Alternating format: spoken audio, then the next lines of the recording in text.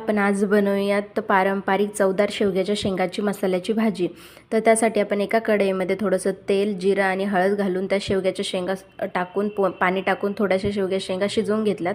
आता आपण दुसऱ्या कढईमध्ये कापलेलं खोबरं, कापलेला कांदा चांगला लाल होईपर्यंत परतवून घेतला आणि आता थोडंसं आलं आणि लसूण पण त्या तेलामध्ये परतवून घेऊयात।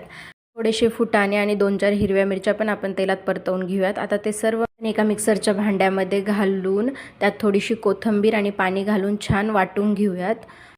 आता आपण कढईमध्ये थोडंसं तेल, जिरे घालून त्यात वाटलेला मसाला घालून थोडेसे सुके मसाले घालूयात आणि थोडंसं पाणी टाकून मसाल्यावर झाकण ठेवून मसाल्याला तेल सुटेपर्यंत ठेवूयात आणि त्यात शेवग्याच्या शेंगा टाकून आपल्याला हवं तेवढं पाणी टाकून कोथिंबीर टाकून एक उकळी घेऊयात। झाली आपली शेवग्याच्या शेंगाची भाजी। गरमागरम भाकरीसोबत सर्व करा। लाईक, शेअर आणि सबस्क्राईब करायला विसरू नका। धन्यवाद।